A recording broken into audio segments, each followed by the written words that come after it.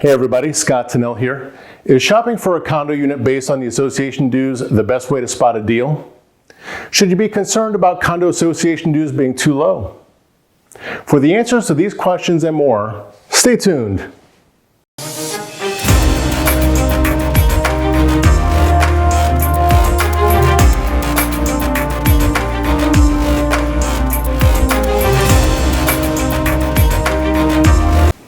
Hi, I'm Scott Tennell. My partner, Tom Eichas, and I are local real estate agents serving the Palm Beach County area. We help people from all over the world buy and sell homes here, and we absolutely love it. We make videos on real estate tips and what it's like to live, work, and play in Palm Beach County. If this is your first time visiting us, click the subscribe button and the little bell, and you'll be notified every time we release a new video. Condominium living is popular in South Florida. Low or no exterior maintenance and typically lower prices compared to single-family homes are a couple of the big characteristics that draw people to the condominium market. In a condominium, you own a unit in the condominium and have an equal share of the common areas with the other unit owners. When you buy a unit in a condominium, you're also buying into the condominium, which in Florida is recognized as a nonprofit corporation. One of the most common comments we get from people interested in condos is they want low association dues. Of course, we then have to quantify their definition of low. So how are the association fees determined? As I mentioned, you are buying into a condominium, which is a business, and like all businesses, there are expenses associated with keeping the business running. The level of services offered by a condominium project vary.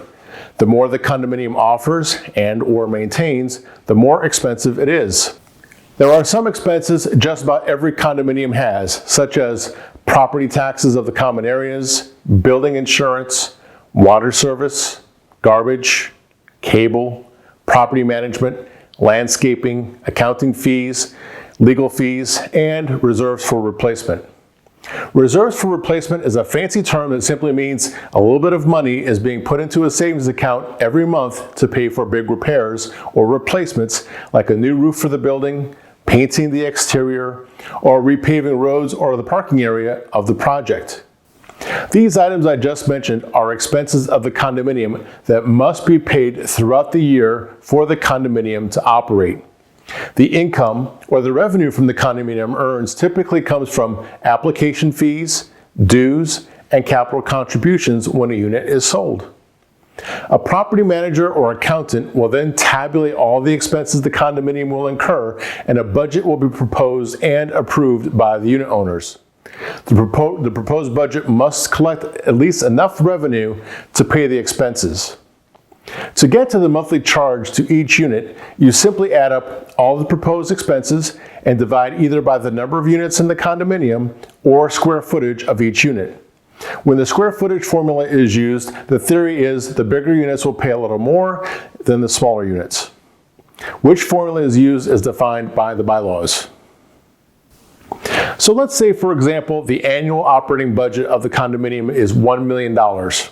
And there are 200 units in the condominium. We will use a simple formula of every unit pays an equal share. So it's $1 million divided by 200 units equals $5,000 per unit.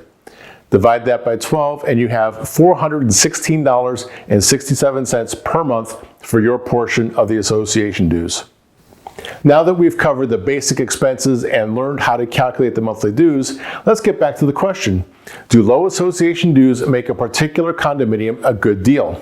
Well, the answer is it depends.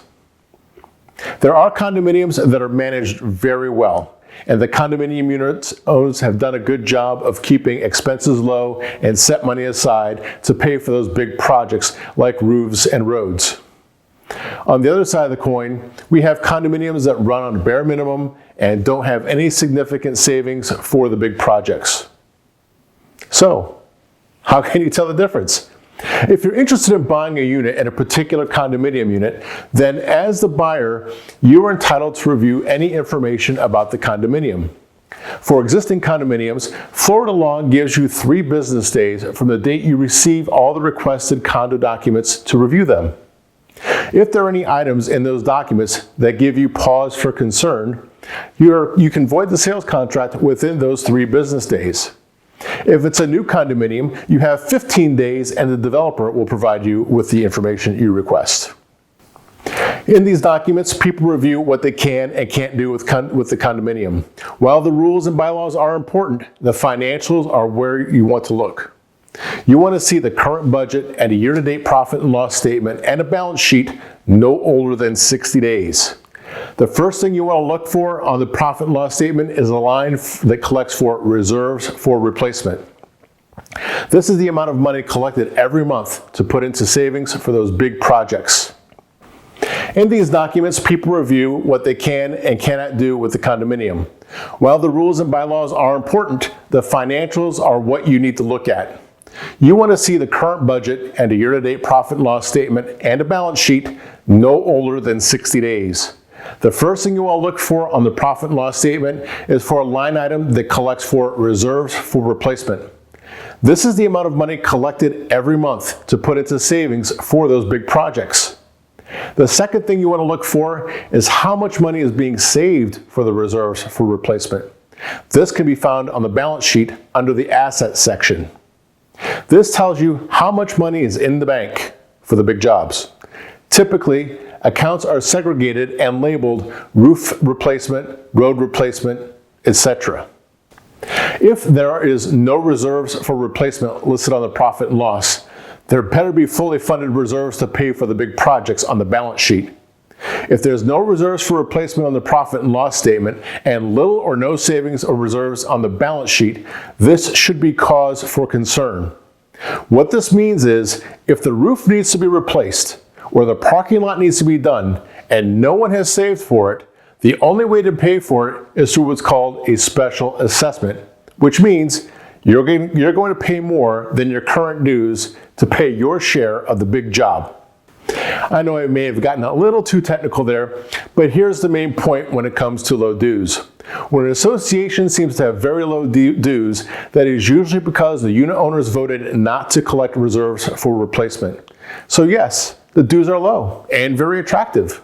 But with little or no savings, it's just a matter of time where every unit owner will need to pony up more cash to pay for the special assessment when it comes due. That's why it's important to review the financials and ask questions to make sure you have the complete picture to determine if that condominium is for you. Another tell to look for when it comes to selecting condominiums is when you are told if you are getting a mortgage that you must put down at least 25%. Yes, you'll get better terms with the mortgage financing at 25% down compared to 10% down. But the inside scoop is, at 25% down or more, the lender typically does not require a copy of the condo budget. So when you see a minimum down payment of 25% or more on a condo, review the condominium's financials immediately to assess your financial exposure. Have you experienced condo living? How was your experience? Share your experience of condo living in the comment section below. If you have any questions about condo living, call, text, or email us. We'll be happy to help you. Until next time, have a great day.